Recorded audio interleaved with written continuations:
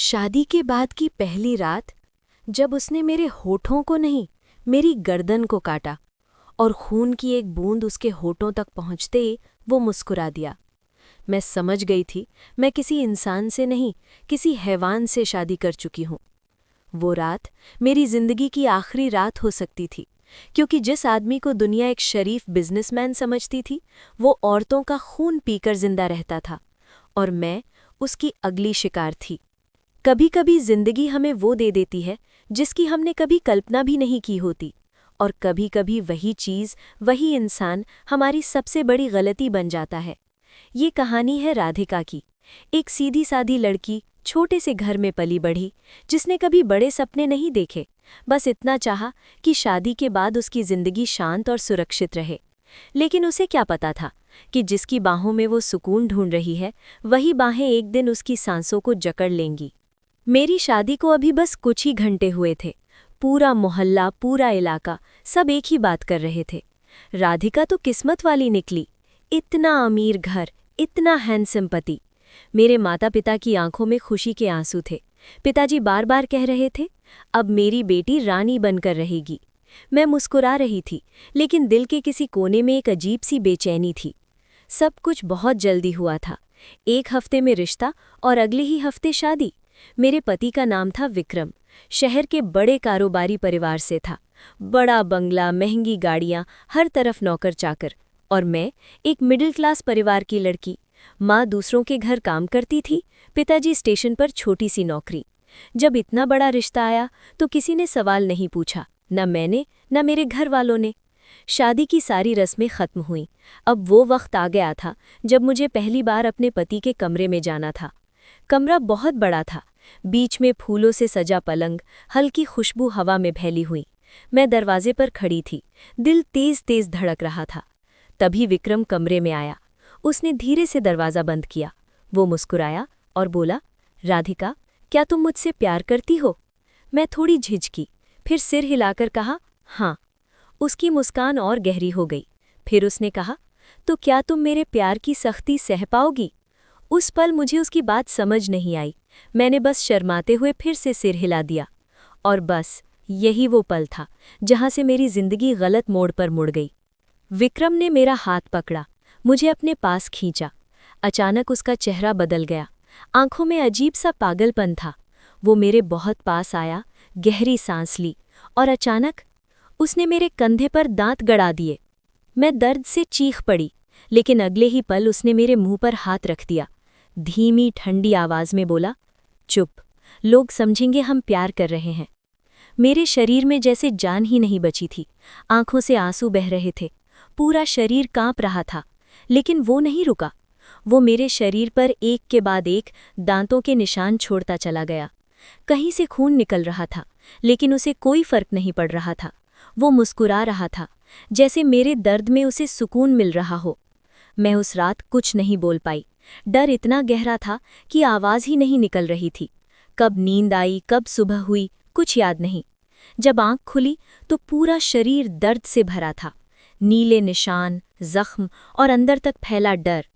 मैं किसी तरह उठकर रसोई में गई। बहुत भूख लगी थी। रसोई किसी होटल जैसी थी। नई गैस, नया चूल्हा, मुझे कुछ समझ नहीं आ रहा था। कई बार कोशिश की, लेकिन गैस नहीं जली। आखिर हार कर मैं एक कोने में बैठ गई और रोने लगी। दिल में बस एक ही सवाल था, भगवान, मैंने क्या गलती की? मेरे माँ बाप सोच रहे होंगे कि उनकी बेटी आज रानी बनकर रह रही है। उन्हें क्या पता, उनकी बेटी की पहली ही रात नर्क बन चुकी है। तभी पीछे से आवाज आई, राधिका। मैं डरकर पीछे मुड़ी। विक्रम दरवाजे पर खड़ा था, उसके चेहरे पर वही डरावनी मुस्कान। वो धीरे धीरे मेरे पास आया और बोला, कमरे से बाहर आने की हिम्मत कैसे की? मेरी आवाज कांप रही थी, भूख लगी थी। वो कुछ पल मुझे घूरता रहा, फिर बोला, तुम झूठ बोल रही हो। उसकी आंखों में गुस्सा था। फिर अचानक उसने गैस जलाई और कहा, ऐसे जलती है। फिर मुस्कुराकर बोला, आज मैं खुद तुम्हारे लिए नाश्ता बनाऊंगा। मैं चुप थी, डर मेरी सांसों में बसा हुआ था। उसने पराठा बनाया, चाय बनाई, फिर बोला, और क्या चाहिए? मैं डरते हुए बोली, ऑमलेट। उसने बना दिया। फिर मेरे बालों में हाथ फेरते हुए बोला, लेकिन याद रखना, अब दोबारा कमरे से बाहर नहीं आना। उस पल मुझे समझ आ गया कि मैं किसी पति के साथ नहीं, किसी दरिंदे के साथ फंस चुकी हूँ। मैं चुपचाप नाश्ता कर रही थी। हर निवाला गले से उतरते वक्त जैसे कांटे की तरह चुभ रहा था। विक्रम सामने कुर्सी पर बैठा मुझे घूर रहा था। उसकी आंखों में कोई प्यार नहीं था, बस मालिकाना हक था। थोड़ी देर बाद वो उठा, मेरी कलाई पकड़ ली। चलो कमरे में। मेरे पैरों तले जमीन खिसक गई। दिल जोर जोर से धड़कने लगा। मैंने सोचा, फिर वही रात, फिर वही दर्द। लेकिन कमरे में जाकर वो सीधे बाथरूम चला गया। मैंने राहत की सांस ली। कुछ पल के लिए ही सही, पर सांस तो आई। थोड़ी देर बाद वो तौलिया लपेटे बाहर आया। मैंने नजरें झुका ली। वो हंसते हुए बोला, अब क्या शर्म, रात में तो सब देख ही लिया था। मेरे गाल जलने लगे। शर्म से नहीं, डर से। अचानक वो मेरे बहुत पास आ गया। कुछ कहने से पहले ही उसने मेरी गर्दन में फिर से दांत कड़ा दिए। मैं दर्द से चीख उठी, लेकिन वही ठंडी आवाज, शोर मत करो, लोग समझेंगे प्यार कर रहे हैं। उस पल ऐसा लगा जैसे मेरी सांसें किसी ने छीन ली हों। मैंने उसके सीने पर हाथ मारा ताकि वो रुके, लेकिन वो और जोर से कसने लगा। कुछ पल बाद वो खुद ही पीछे हटा। मेरी गर्दन से खून बह रहा था। उसके होंठ लाल थे। वो मुस्कुराया। उस मुस्कान में इंसानियत नहीं थी, सिर्फ पागलपन था। तुम बहुत खूबसूरत हो राधिका, उसने कहा। तुम्हारे खून में अजीब सी खुशबू है। मेरे कानों में जैसे कुछ फट गया। वो कमरे से निकल गया और मैं वहीं बिस्तर पर बैठी रह गई। मैं घंटों वहीं बैठी रही, डर से जमी हुई। आंसू बहते रहे, पर आवाज नहीं निकली। माँ हमेशा कहती थी, शादी के बाद सब ठीक हो जाता है। लेकिन यहाँ तो शादी के बाद सब खत्म हो गया था। थोड़ी देर बाद कमरे में फोन बजा। मैं डर कर उछल पड़ी। हाथ कांपते हुए मैंने रिसीवर उठाया। उधर से विक्रम की आवाज आई, ठंडी, भारी। क्या बात है राधिका, इतनी जल्दी रोने लगी? मेरी सांस रुक गई। उसे कैसे पता चला कि मैं रो रही हूं? मैं कुछ बोल पाती उससे पहले ही वो बोला, याद रखना, मेरी नज़र हर वक्त तुम पर रहती है। अगर तुम्हारी आंख से एक भी आंसू गिरा तो मैं तुम्हें मार दूंगा। मेरे हाथ से रिसीवर लगभग गिर ही गया। मैंने जल्दी से फोन रख दिया। अब तो पूरी रूह कांप रही थी। मैं कमरे के हर कोने को देखने लगी। कहीं कैमरा तो नहीं, कहीं कुछ छुपा तो नहीं। कुछ भी नहीं दिखा, लेकिन डर दिल में बैठ चुका था। समय धीरे धीरे गुजर रहा था। कमरे में बंद रहना अब घुटन देने लगा था। घड़ी में दोपहर के 2 बज चुके थे। भूख लगी थी, लेकिन बाहर जाने की हिम्मत नहीं। मुझे याद आया विक्रम ने कहा था इंटरकॉम से ऑर्डर करना। कांपते हाथों से मैंने इंटरकॉम उठाया। हेलो, मुझे कुछ खाने के लिए चाहिए? उधर से एक औरत की आवाज आई। जी मैडम, क्या बनवाऊं? जो भी बना लो, बस जल्दी भेज दो। करीब 10 मिनट बाद दरवाजे पर दस्तक हुई।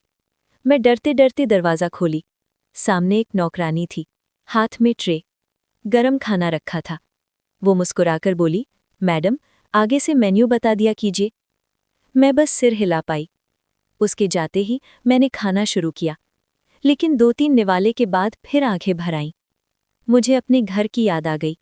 माँ की रसोई, पापा का छोटा सा कमरा। वहाँ गरीबी थी, लेकिन डर नहीं था। यहाँ सब कुछ था, पैसा, बंगला, नौकर, लेकिन सुकून नहीं था। खाना खाते खाते मुझे अचानक नींद आने लगी। आंखें भारी होने लगी। ऐसा लग रहा था जैसे किसी ने खाने में कुछ मिला दिया हो। मैं उठकर बिस्तर पर लेटी और कुछ ही पल में बेहोश हो गई। जब आंख खुली तो सब कुछ बदल चुका था। मैं अपने कमरे में नहीं थी। चारों तरफ अंधेरा था, सीलन की गंध, सांस लेने में दिक्कत हो रही थी। मैंने हाथ बढ़ाकर आसपास टटोला। ठंडी दीवारें।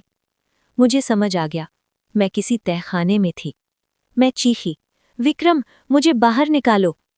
मेरी आवाज खाली जगह में गूंज गई, लेकिन कोई जवाब नहीं। कुछ देर बाद एक दरवाजा खुला, हल्की सी रोशनी आई। वो खड़ा था, विक्रम। मैं दौड़कर उसके पास गई, रोते हुए उससे लिपट गई, लेकिन उसने मुझे छुआ तक नहीं। अचानक उसने मेरे बाल पकड़ लिए। किसकी इजाजत से तुमने नौकरानी को ऑर्डर दिया? उसकी आंखों में आग थी। मुझे भूख लगी थी, मैं रोते हुए बोली। उसने थप्पड़ मारा। मैं दीवार से टकराकर गिर गई। याद रखना, वो चिल्लाया। क्या खाना है, क्या पहनना है, किससे बात करनी है, सब मैं तय करूंगा। अगर किसी और को अपनी जिंदगी में लाने की कोशिश की तो मैं तुम्हें खत्म कर दूंगा। उस शाम उसने फिर मुझे कमरे में बंद कर दिया और फिर वही सब दोबारा हुआ। वही दांत, वही खून, वही दर्द। मैं टूट चुकी थी, अंदर से बिल्कुल खाली। सुबह जब धूप आई तो मैं बेजान सी पड़ी थी। विक्रम मेरे पास आया, मीठी आवाज में बोला, क्या हुआ मेरी गुड़िया? मैंने कांपते हुए कहा, कमर में बहुत दर्द है। वो कुछ पल चुप रहा, फिर बोला, ठीक है, डॉक्टर के पास चलते हैं। मैं हैरान रह गई। विक्रम ने अलमारी से एक चादर निकाली, धीरे से मेरे कंधों पर डाल दी। फिर अचानक उसने मुझे अपनी बाहों में उठा लिया। मैं चौंक गई, आवाज नहीं निकली। वो बोला, तुम्हारी हालत ठीक नहीं है, मैं खुद लेकर चलूंगा। उसकी आवाज में प्यार जैसा लहजा था, लेकिन मैं जानती थी उस मिठास के नीचे जहर छिपा है। नीचे आते वक्त मैंने पहली बार उस घर को ठीक से देखा। बड़ा सा गेट, सुरक्षा गार्ड, हर कोई उसे साहब कहकर सलाम कर रहा था। किसी की हिम्मत नहीं थी कि मेरी तरफ देख सके। पोर्च में एक चमचमाती सफेद गाड़ी खड़ी थी। विक्रम ने मुझे आगे वाली सीट पर बिठाया। मैं तुम्हें डॉक्टर के पास छोड़ दूंगा, उसने कहा, फिर ऑफिस जाऊंगा, शाम को वापस ले आऊंगा। गाड़ी चल पड़ी। मैं खिड़की से बाहर देखती रही। कितने दिनों बाद आसमान देखा था। लोग अपने काम में लगे थे, बच्चे स्कूल जा रहे थे, और मैं सोच रही थी, क्या कभी मैं भी ऐसे आज़ादी से चल पाऊंगी? करीब आधे घंटे बाद गाड़ी एक बड़े अस्पताल के सामने रुकी। बोर्ड पर लिखा था, सागर हॉस्पिटल। विक्रम गाड़ी से उतरा, अंदर जाकर किसी नर्स से बात की, फिर उसके हाथ में कुछ पैसे रख दिए। इन्हें ध्यान से डॉक्टर आदित्य के पास ले जाना। नर्स ने मेरी तरफ देखा। उसकी नज़र मेरी गर्दन और हाथों पर गई। शायद उसने निशान देख लिए थे। मैंने नज़र झुका ली। आइए मैडम, वो बोली। हर कदम पर कमर में तेज दर्द था, चलना मुश्किल हो रहा था। व्हीलचेयर मंगवा दूं? नर्स ने पूछा। नहीं, मैंने धीरे से कहा, मैं चल लूंगी। हम एक केबिन के सामने रुके। नर्स अंदर गई। कुछ पल बाद दरवाज़ा खुला। मैं अंदर गई और वहीं ठिठक गई। डॉक्टर बिल्कुल विक्रम जैसा दिखता था। वही चेहरा, वही आंखें। मेरे रोंगटे खड़े हो गए। फिर मैंने देखा उसके हाथ पर वो निशान नहीं था जो विक्रम के हाथ पर था। वो मुस्कुराया। आइए भाभी जी, उसने कहा, मैं आदित्य हूँ, विक्रम का छोटा भाई। मेरे हाथ कांप रहे थे। मैं कुर्सी पर बैठ गई। आदित्य कुछ देर मेरे चेहरे को देखता रहा, फिर बोला, ये निशान कैसे हैं? मैं चुप रही। आवाज़ नहीं निकली। वो समझ गया कि कुछ बहुत गलत है। उसने बगल के कमरे से एक महिला डॉक्टर को बुलाया। रागिनी, उसने कहा, जरा इन्हें देख लेना। महिला डॉक्टर आई, नर्म आवाज़, शांत चेहरा। आइए, उसने कहा, मैं जांच कर लूं? वो मुझे दूसरे कमरे में ले गई। कमर पर दवा लगाते वक्त वो धीरे से बोली, मुझे अफसोस है कि आपकी शादी विक्रम से हुई। मैं चौंक गई। क्यों? मैंने कांपती आवाज़ में पूछा। वो बोली, वो जैसा दिखता है वैसा नहीं है, आपको बहुत सावधान रहना होगा। मेरे दिल की धड़कन तेज हो गई। आपका मतलब? मैंने पूछा। वो बोली, बस इतना समझ लो, उसके अंदर एक अंधेरा है। मेरी आंखों से आंसू बहने लगे। आप मेरी मदद करेंगी ना? मैंने पूछा। वो बोली, हम कोशिश करेंगे, लेकिन अभी नहीं, वो बहुत ताकतवर है। वो मुझे वापस आदित्य के केबिन में ले आई। मैंने हिम्मत करके पूछा, डॉक्टर साहब, वो रात को मेरे साथ अजीब हरकतें करता है, दांत काटता है, खून निकालता है। मेरी आवाज़ टूट गई। वो ऐसा क्यों करता है? आदित्य कुछ देर चुप रहा, फिर बोला, क्या शादी से पहले आपके घरवालों ने उसके बारे में कुछ पता किया था? मैंने सिर हिला दिया। नहीं। वो गहरी सांस लेकर बोला, तो गलती वहीं हुई, आपको बिना जाने नर्क में भेज दिया गया। मेरे शरीर में सिहरन दौड़ गई। क्यों? मैंने पूछा। उसकी आवाज़ भारी हो गई। क्योंकि मेरा भाई सिर्फ बीमार नहीं है, वो खून से सुकून पाता है। वो लड़कियों को अपनी जिंदगी में लाता है और फिर उन्हें ख़त्म कर देता है। मेरी सांस अटक गई। क्या मैं भी? मैं कांपते हुए बोली। आदित्य ने मेरी आंखों में देखा। हाँ, वो बोला, अगर तुम भागी नहीं तो अगली बारी तुम्हारी होगी। उसने झुककर धीरे से कहा, तुम्हें यहां से भागना होगा। मैं रो पड़ी। लेकिन वो मुझे जाने नहीं देगा। आदित्य बोला, हम तुम्हारी मदद करेंगे। 2 दिन तक उसका भरोसा बनाए रखो, फिर जब वो गहरी नींद में सो जाए पीछे के रास्ते से निकल जाना। गली के आखिरी मोड़ पर मेरी गाड़ी होगी। पहली बार मेरे दिल में उम्मीद जगी। शायद भगवान अब भी मेरे साथ था। विक्रम अस्पताल से मुझे लेने आया। गाड़ी में बैठते वक्त उसकी मुस्कान वही थी, लेकिन अब मुझे हर मुस्कान के पीछे खून की गंध महसूस हो रही थी। घर पहुंचकर उसने कहा, आराम करो, शाम तक लौटूंगा। उसके जाते ही मैं बिस्तर पर बैठ गई। दिल जोर से धड़क रहा था। अब मेरे पास एक ही रास्ता था, भागना या मर जाना। विक्रम के जाते ही कमरे में अजीब सी खामोशी फैल गई। इतनी खामोशी कि अपनी ही सांसों की आवाज़ कानों में गूंजने लगी। मैं बिस्तर पर बैठी काफ़ी देर तक एक ही जगह देखती रही। डर अब भी था, लेकिन उसके साथ साथ एक नई चीज़ भी पैदा हो रही थी, हिम्मत। डॉक्टर आदित्य की बातें बार बार दिमाग में घूम रही थी। अगर भागी नहीं तो अगली बारी तुम्हारी होगी। मैं उठी, कमरे के हर कोने को ध्यान से देखने लगी। कोई कैमरा, कोई माइक्रोफोन, कुछ भी तो नहीं। फिर भी ऐसा लगता था जैसे कोई मुझे देख रहा हो। मैंने खिड़की से नीचे झांका। बड़ा सा बगीचा, बीच में फव्वारा, चारों तरफ ऊंची दीवारें, दीवारों पर कांटेदार तार, लेकिन एक कोने में छोटा सा दरवाज़ा था। शायद वही पीछे का रास्ता। मेरे दिल की धड़कन तेज हो गई। यही रास्ता होगा मेरी आज़ादी का। दिन बहुत धीरे बीता। हर मिनट घंटों जैसा लग रहा था। शाम को विक्रम वापस आया। उसका बर्ताव बिल्कुल सामान्य था, जैसे कुछ हुआ ही ना हो। उसने मेरे साथ डिनर किया। आज बहुत चुप हो, सब ठीक है? मैंने झूठी मुस्कान ओढ़ ली। बस थक गई हूं। वो मेरी तरफ कुछ पल देखता रहा, फिर बोला, ठीक है, आज जल्दी सोते हैं।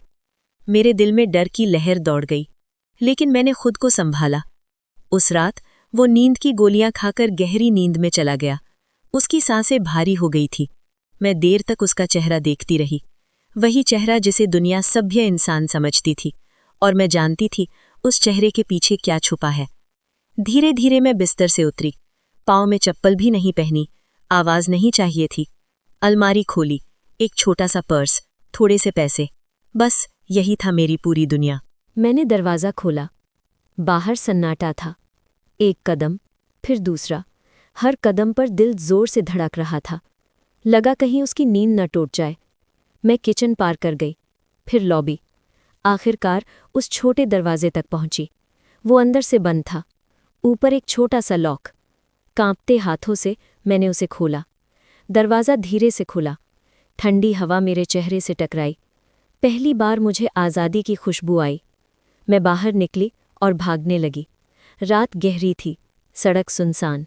मैं बिना पीछे देखे भागती रही।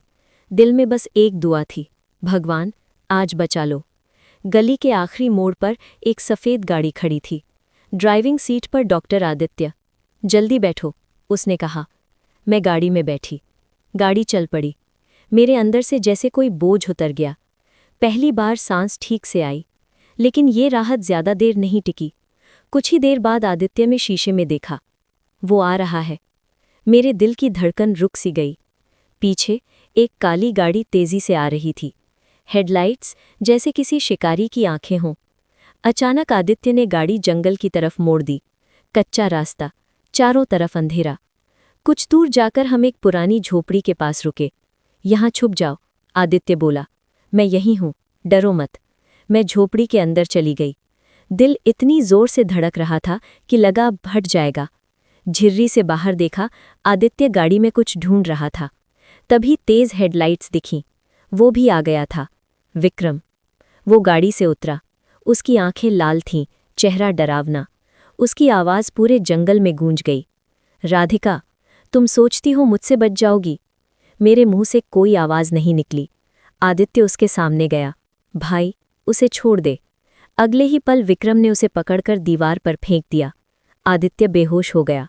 मेरे शरीर में जैसे जान ही नहीं बची। विक्रम अब झोपड़ी की तरफ बढ़ रहा था।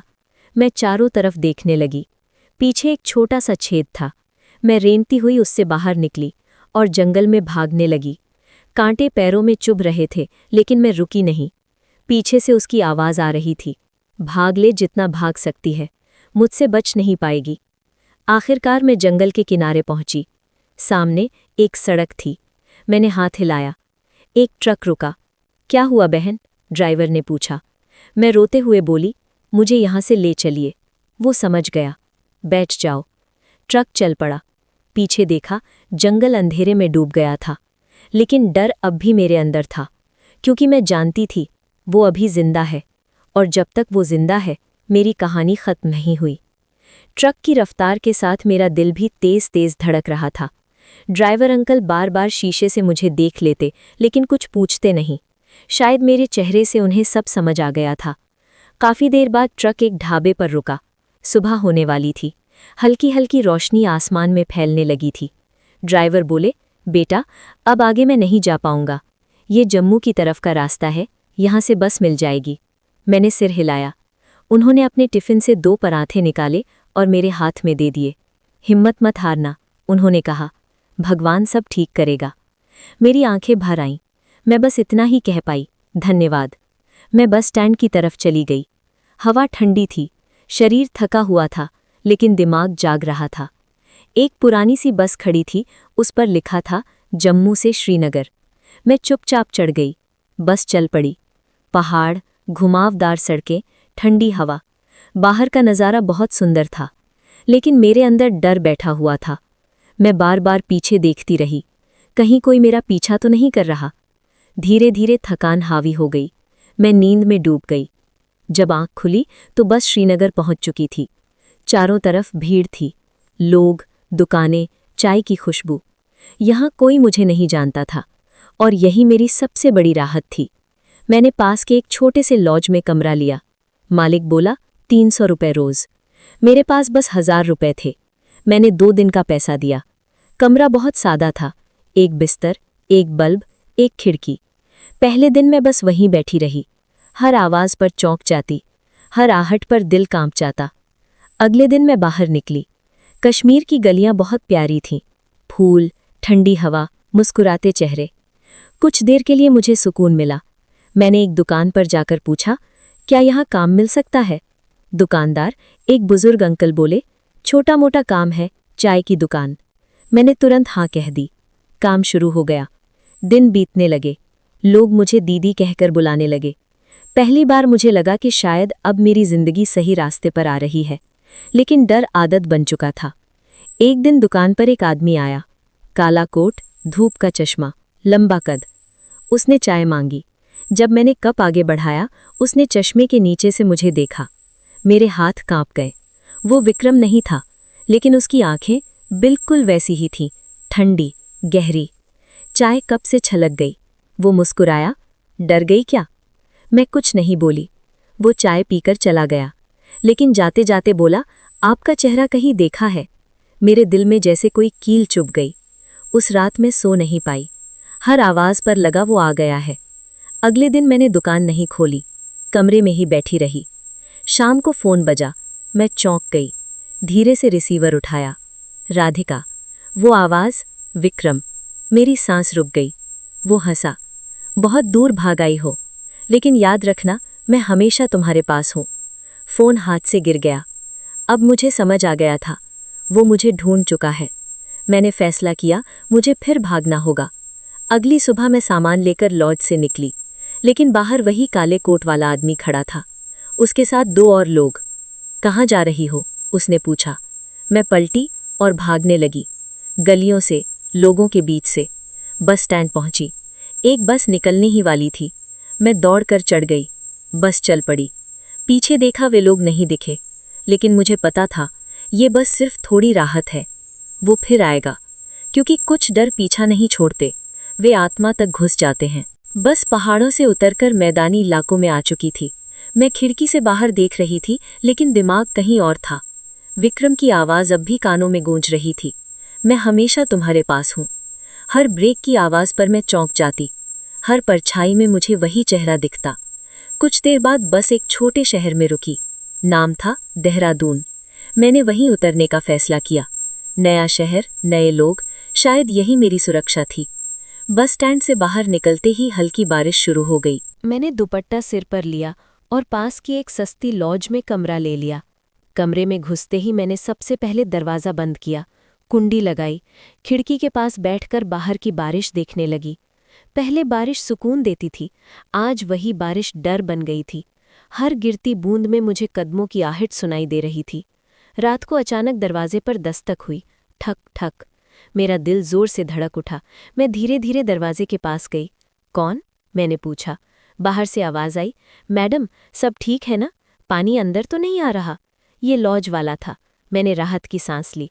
नहीं, सब ठीक है। लेकिन नींद अब मुझसे दूर थी।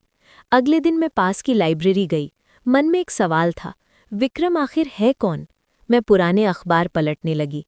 काफ़ी देर बाद एक खबर पर मेरी नज़र रुक गई। बिजनेसमैन के बेटे की रहस्यमयी मौत। नीचे लिखा था, आर्यन मेहरा, उम्र 10 साल, शरीर पर दांतों के निशान पाए गए थे, कारण स्पष्ट नहीं।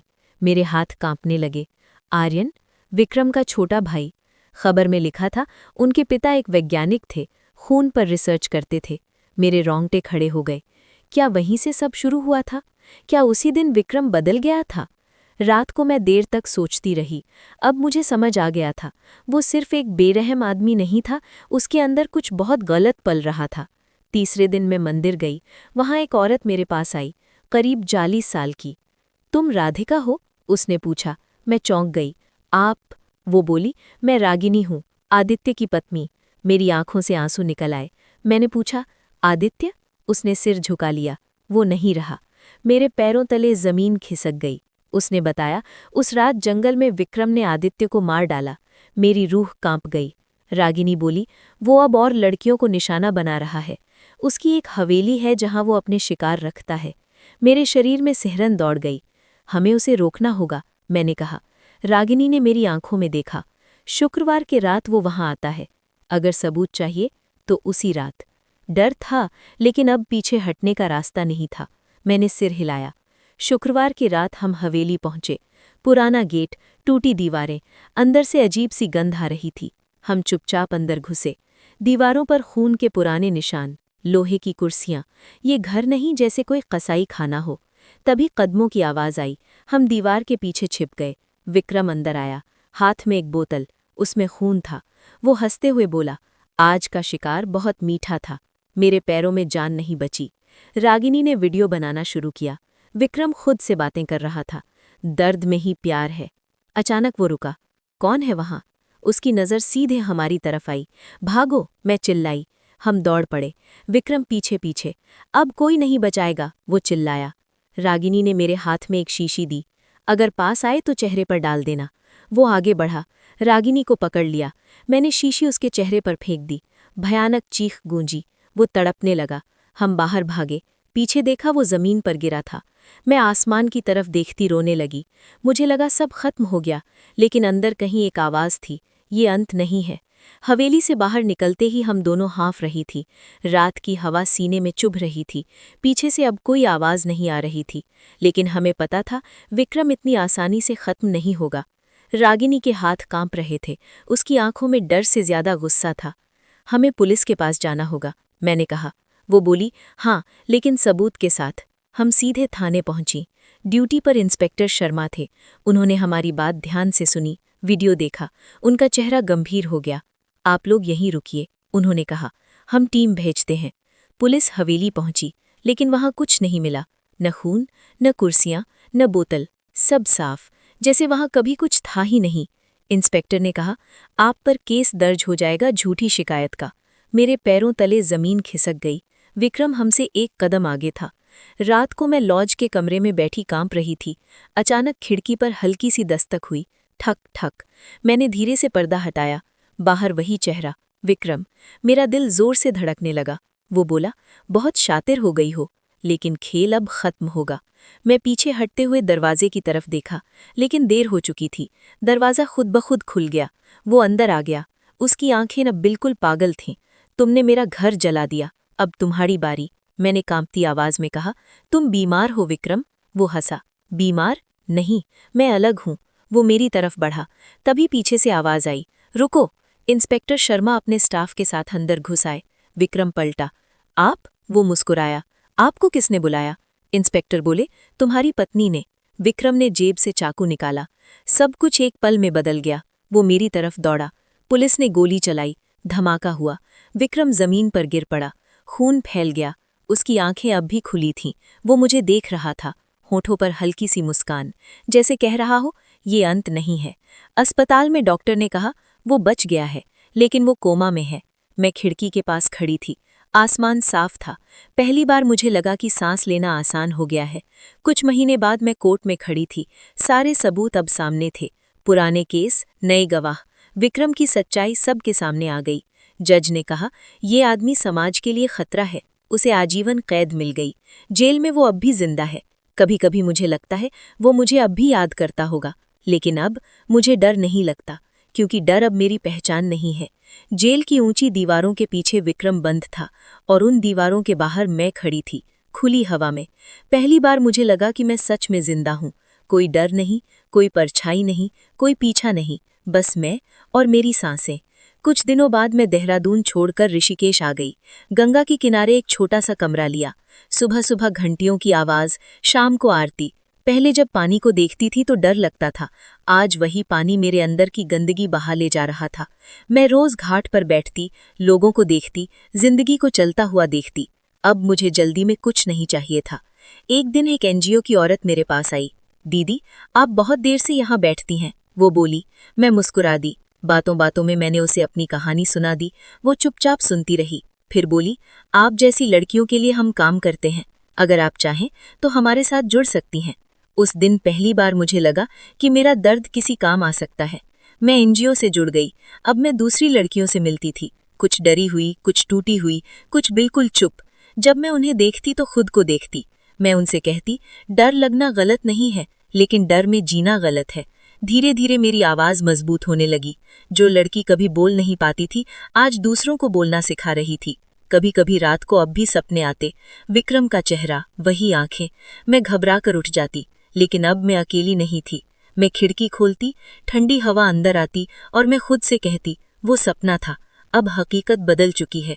एक दिन कोर्ट से चिट्ठी आई। लिखा था, विक्रम अब भी कोमा में है, शायद कभी नहीं जागेगा। चिट्ठी पढ़कर मेरे हाथ नहीं कांपे। कोई खुशी नहीं, कोई दुख नहीं, बस खालीपन और फिर शांति। आज जब मैं आईने में खुद को देखती हूँ तो एक नई औरत दिखती है। वही चेहरा, लेकिन आंखों में डर नहीं, आत्मविश्वास है। मैं अब किसी की कैद नहीं हूँ, न किसी घर की, न किसी रिश्ते की, न किसी डर की। कभी कभी लोग पूछते हैं कि इतना सब सहने के बाद आप टूट कैसे नहीं गईं? मैं मुस्कुराकर कहती हूँ, क्योंकि हर औरत टूटने के लिए नहीं बनी होती। कुछ औरतें आग से गुजरकर और मजबूत हो जाती हैं। गंगा की लहरें धीरे धीरे बहती रहती हैं, जैसे जिंदगी, कभी तेज, कभी शांत, लेकिन चलती रहती है। और आज मैं भी चल रही हूँ, बिना पीछे देखे।